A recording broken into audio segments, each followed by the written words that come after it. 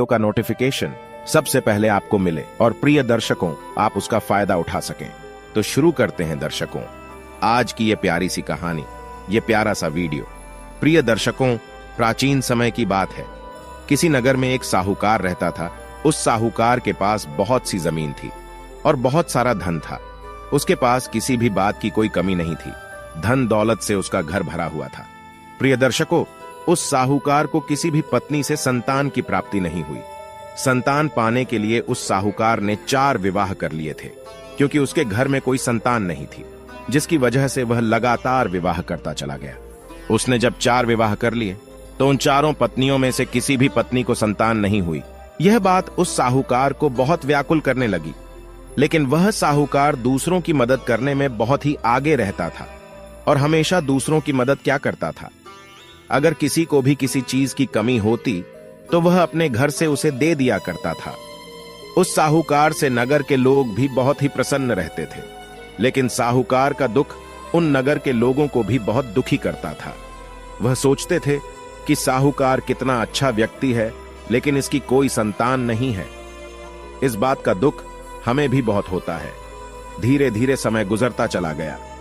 एक दिन अचानक एक नगर के व्यक्ति ने आकर उस साहूकार को बताया कि पास में ही थोड़ी दूर पर एक साधु महाराज रहते हैं। तुम उनके पास चले जाओ, उनके पास तुम्हारे लिए कोई ना कोई उपाय जरूर होगा। वह तुम्हें जरूर बताएंगे और तुम्हारा दुख दूर कर देंगे, क्योंकि मैंने सुना है कि उनके पास जो भी जाता है वह कभी खाली हाथ नहीं लौट कर आता। प्रिय दर्शकों, यह सब सुनकर वह साहूकार दूसरे ही दिन वहां से उन साधु महाराज के पास चल देता है। चलते चलते वह उन साधु महाराज के पास पहुंच जाता है और वहां पहुंचकर हाथ जोड़ करके उन्हें प्रणाम करता है। साधु महाराज उसका सारा दुख समझ लेते हैं, क्योंकि वह बहुत ही पहुंचे हुए सिद्ध महात्मा थे। और फिर वह उस साहूकार से पूछते हैं कि बेटा तुम्हें क्या परेशानी है, किस लिए हमारे पास आए हो। तब साहूकार उन महात्मा जी से कहता है, हे साधु जी, मेरे पास किसी बात की कोई कमी नहीं है, लेकिन मेरी कोई संतान नहीं है। संतान की वजह से मैंने 4 शादी कर ली, लेकिन मेरी किसी भी पत्नी को अभी भी कोई संतान नहीं है। इस बात का मुझे बड़ा दुख है। तब साधु महाराज कहते हैं, बेटा तुम चिंता मत करो, तुम्हारा सारा दुख दूर हो जाएगा। मैं तुम्हें एक सेब देता हूं। इस सेब के तुम 4 टुकड़े कर लेना, अपनी 4 पत्नियों को एक एक टुकड़ा दे देना, और उसके बाद तुम्हारी 4 पत्नियां गर्भवती हो जाएंगी। प्रिय दर्शकों, अब तो साहूकार ने वैसा ही किया। साधु महाराज से सेब लाकर साहूकार ने उसके 4 टुकड़े किए और 4 पत्नियों को एक एक टुकड़ा दे दिया। सेब के टुकड़े लेकर उसकी जो 3 बड़ी पत्नियां थीं, वह अपना अपना सेब तुरंत खा लेती है, लेकिन उसकी जो छोटी पत्नी थी वह सेब को अपने घर में रख देती है और सोचती है, पहले मैं घर का काम निपटा लूं, उसके बाद यह सेब खा लूंगी। ऐसा विचार करके वह काम करने के लिए घर में चली जाती है। इतने में कहीं से एक गिद्ध उड़ता हुआ आ जाता है और वह सेब को झूठा करके उड़ जाता है। जब वह स्त्री नहा धोकर आती है तो वह उस सेब को खा लेती है और कुछ ही दिनों में साहूकार की 4 पत्नियां गर्भ धारण कर लेती हैं। यह खबर सुनकर वह साहूकार बहुत प्रसन्न होता है और सोचता है कि कितने दिन बाद मेरे घर में खुशी आने वाली है। धीरे धीरे ऐसे ही उन 4 का समय पूरा हुआ और उन 4 स्त्रियों ने एक एक बेटे को जन्म दिया। प्रिय दर्शकों, साहूकार की जो पहली, दूसरी और तीसरी पत्नी थी, उन्होंने तो बहुत ही सुंदर सुंदर बेटों को जन्म दिया, लेकिन जो छोटी पत्नी थी उसने एक अजीब बच्चे को जन्म दिया। वह लड़का एक गिद्ध के आकार का था। यह सब देख करके वह साहूकार बहुत दुखी हुआ। वह अपने चौथे बच्चे को देखकर घबराकर उन साधु महाराज के पास पहुंचा और कहता, हे स्वामी जी, मेरी 3 पत्नियों ने तो बहुत सुंदर सुंदर 3 बच्चों को जन्म दिया है, लेकिन मेरी चौथी पत्नी ने एक गिद्ध की तरह दिखने वाले बेटे को जन्म दिया है। दिखने में तो वो लड़का ही है, लेकिन उसका आकार एक गिद्ध की तरह है। प्रिय दर्शकों, साहूकार की बात सुनकर साधु महाराज भी आश्चर्य में पड़ गए कि ऐसा कैसे हो गया। फिर साधु महाराज ने अपनी दिव्य दृष्टि से देखा तो सारा रहस्य जान गए। उन्होंने साहूकार को बताया कि तुम्हारे घर में गिद्ध जैसा बेटा इसलिए आया है क्योंकि तुम्हारी छोटी पत्नी ने गिद्ध का झूठा सेब खाया है। अब इसमें मैं कुछ कर तो नहीं सकता, लेकिन तुम चिंता मत करो, तुम्हारा यह बेटा बुद्धि में बहुत तेज होगा और आगे चलकर वह बहुत ही सुंदर और गुणवान बन जाएगा। प्रिय दर्शकों, साहूकार ने सोचा, चलो कोई बात नहीं है, जैसा भी है मेरा बेटा है। 3 बेटे तो मेरे कम से कम ठीक ठाक है ही। ये सब विचार करके वह वहां से अपने घर आ जाता है। फिर उन चारों पुत्र का नामकरण करवाता है। कुछ दिन बाद जब उनके बच्चे धीरे धीरे बड़े होने लगते हैं तो साहूकार की चारों पत्नियों में आपस में झगड़ा होने लगता है।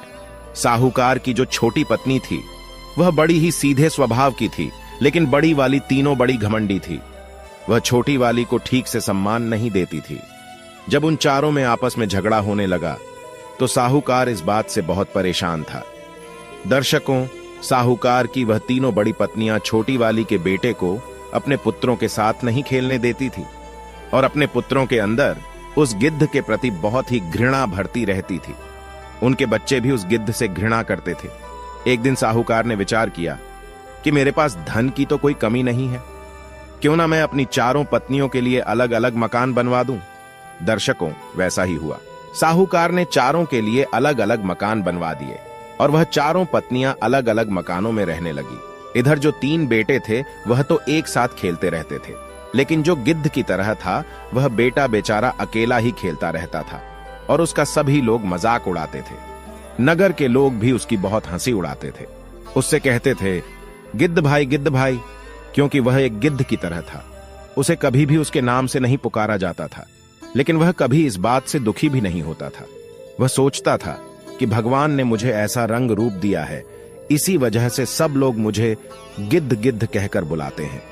धीरे धीरे वक्त गुजरता चला गया। समय के साथ साहूकार के चारों बेटे जवान हो जाते हैं। तभी साहूकार विचार करता है कि क्यों ना मैं अपने तीनों बेटों को धन कमाने के लिए शहर भेज दूं। प्रिय दर्शकों, साहूकार ने वैसा ही किया। उसने अपने तीनों बेटों को अपने पास बुलाया और उन तीनों से कहा कि बेटा, अब तुम बड़े हो गए हो, कुछ ही दिन बाद तुम्हारा विवाह हो जाएगा, इसलिए तुम पहले मुझे कुछ धन कमा कर दिखाओ। मैं देखना चाहता हूं कि तुम्हारे अंदर कितनी बुद्धि है। प्रिय दर्शकों, अपने पिता की बात मानकर वह तीनों बेटे शहर के लिए चल देते हैं।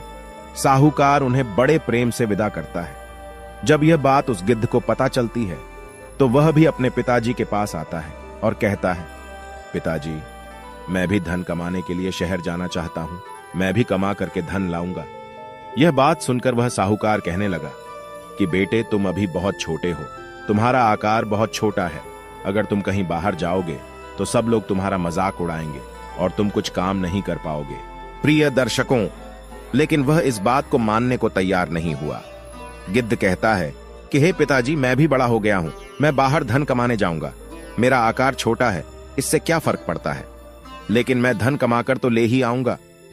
अपने बेटे की जिद के आगे वह साहूकार झुक गया और अपने सबसे छोटे बेटे को उसने जाने की आज्ञा दे दी।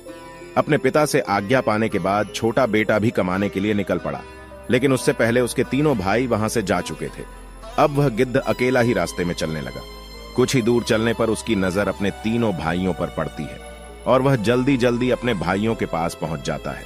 चलते चलते रास्ते में उन तीनों भाइयों को प्यास लगने लगी। तभी वह सोचने लगते हैं कि कहीं पानी मिल जाता तो अच्छा होता।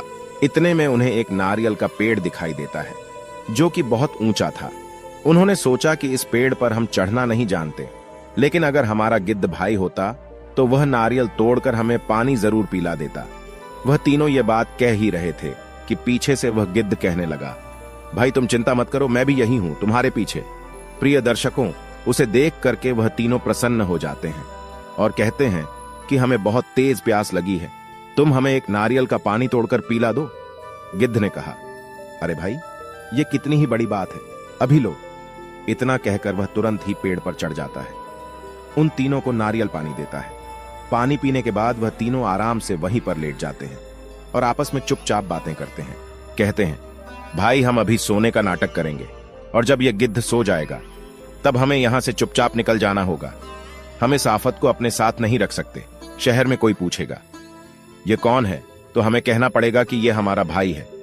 सब लोग हम पर हंसेंगे, इसलिए अपने साथ इसे शहर ले जाना ठीक नहीं है। हम तो इसे वैसे भी पसंद नहीं करते हैं। ऐसी बातें करने के बाद में बीच वाला भाई बोला कि गिद्ध भाई थोड़ी देर आराम कर लो और सो जाओ, फिर उसके बाद हम चारों साथ चलेंगे। अपने भाइयों की बातों पर भरोसा करके वह बेचारा गिद्ध वहीं पर सो जाता है, लेकिन वह तीनों बड़े भाई उसे सोता हुआ छोड़कर वहां से चले गए और वह अकेला सोता रह गया। थोड़ी देर बाद जब उस गिद्ध की आंख खुली तो उसने देखा कि मेरे तीनों भाई यहां से जा चुके हैं, तो उसे बहुत रोना आया और वह रोने लगता है। थोड़ी देर बाद वह सोचता है कि मुझे इस तरह हिम्मत नहीं हारना चाहिए, मुझे भी धन कमाकर पिताजी को दिखाना है। अगर मैं ऐसे ही हार गया तो मेरे शहर आने का क्या फायदा होगा।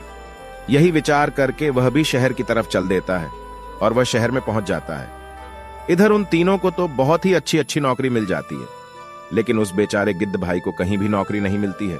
वह जहां भी जाता है वहां उसका मजाक बनता है और मजाक के बाद उसे घर से निकाल दिया जाता है। वह गिद्ध बहुत ही परेशान होने लगा और सोचने लगा कि भगवान ने मुझे यह कैसा बना दिया जिसकी वजह से मुझे इतने दुख देखने पड़ रहे हैं। धीरे धीरे 3-4 दिन बीत जाते हैं। वह एक दिन एक सेठ के घर जाता है और सेठ से कहता है कि मुझे आप अपने काम पर रख लो। वह सेठ पूछने लगा कि आप अपने काम के लिए कितने रुपए लोगे। तभी वह कहने लगा कि नहीं नहीं भाई, मुझे कोई रुपए नहीं चाहिए, केवल अपने काम पर रख लो।